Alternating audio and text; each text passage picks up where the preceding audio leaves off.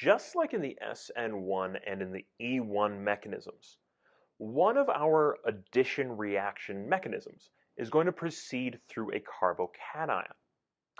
When that happens, we're actually going to be able to have some shifting going on. This is something that could also happen in the SN1 and the E1, but it was a little too complex for us to tackle at the time. We're now going to be implementing some remedies for lack of carbocation stability. Recall that in the SN1 and the E1, we weren't able to have a primary substituent as a carbocation because it just wasn't stable. Well, the alkene reactions are able to get around that by having these hydride and methyl shifts. What's going to happen here is that a hydrogen that is bonded to a carbon adjacent to a carbocation could shift over in order to move that positive charge. So let's take a look at what that really looks like.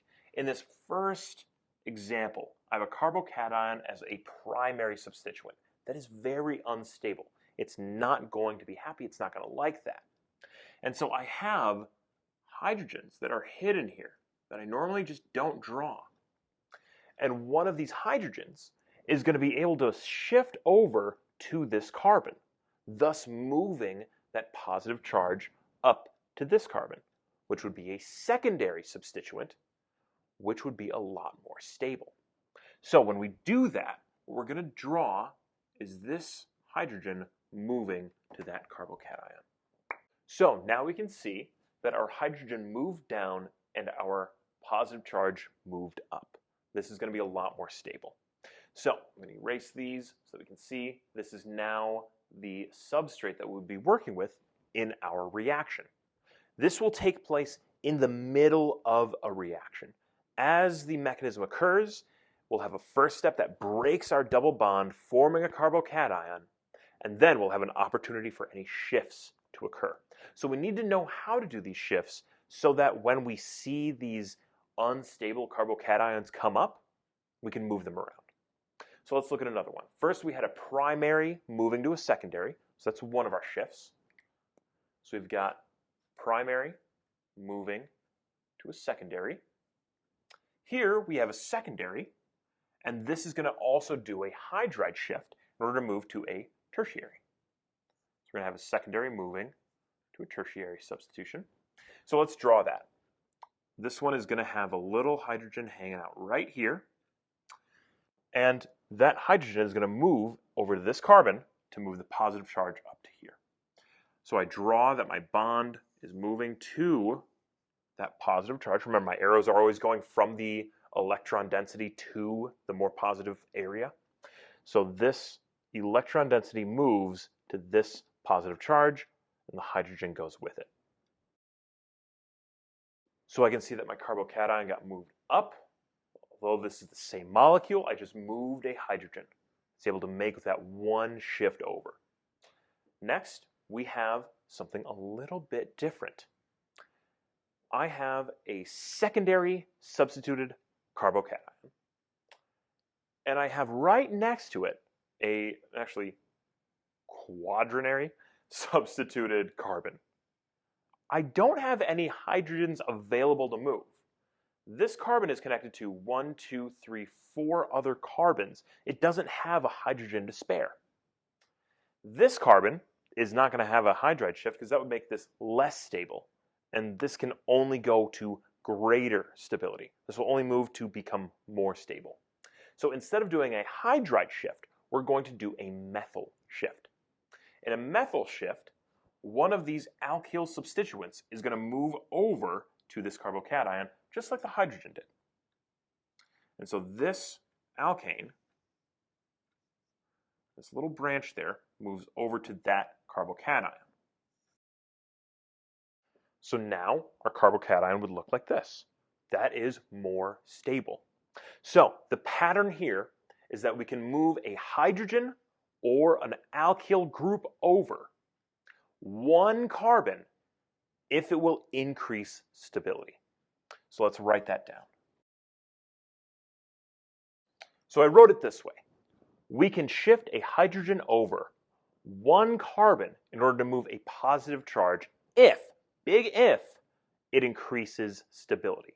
So that hydrogen could move one carbon, one and only one, in order to increase stability. If a hydrogen is not available,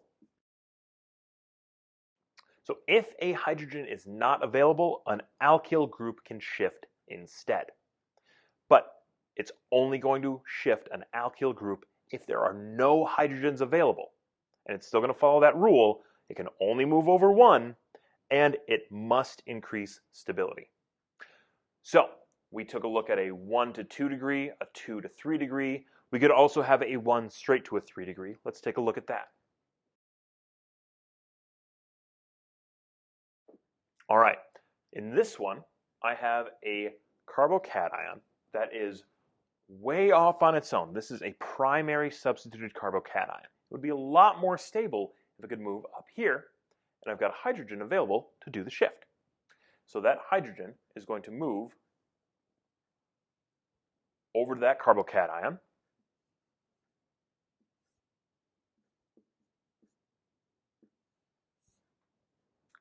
giving me a more stable tertiary substituted carbocation.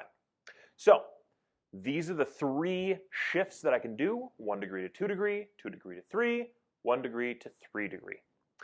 And I could make a methyl shift instead if a hydrogen is not available. A methyl shift is always going to go to a 3 degree because it has to be completely saturated with methyl groups. Losing one of them would still be having 3. So with that said, let's look at some situations where we're not going to get a shift. All right, first off, we have a carbocation that is secondary substituted. This is already as stable as it's going to get in this molecule. I'm not going to shift an alkyl group over from here and just kind of jump it over to get there. I'm not going to shift this over anywhere. This is as stable as it gets. So shifting over one isn't going to make it more stable. So we would not have any kind of shifting in this one. In this one, kind of the same thing, but we do have a spot on this molecule where it would be more stable. But I am not right next to that. This carbocation isn't able to strategize its way to greater stability. It's not able to imagine a scenario where, if I could just move over here, then I could do a hydride shift and get here. It's the carbon that's right next door is not more stable. So moving here would still only be a secondary substitution. So because it is not more stable, there's nothing that drives that process to occur. So this would also not have any shift. Last one, same deal. I have a carbon here that would be great to hold that carbocation because it's got a bunch of alkyl substituents. But this carbon would have to move through a second carbon to get there. That positive charge would have to migrate over here, which is not spontaneous. It's not thermodynamically favorable. So we're not going to have any shifting in this molecule. So, in summary, we can make the following hydride shifts. We go 1 degree to 2 degree,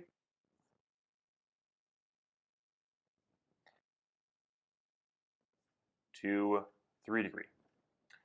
We always have to be going up in our amount of substitution. It's got to happen that way. We can also have alkyl shifts that will get us there, but those are always going to be going to a tertiary substituted carbon, because if we could go to a 2nd degree substituted carbon, well, we could have done a hydride shift, which is more energetically favorable. It's a lot easier to move a hydrogen than a whole alkyl group.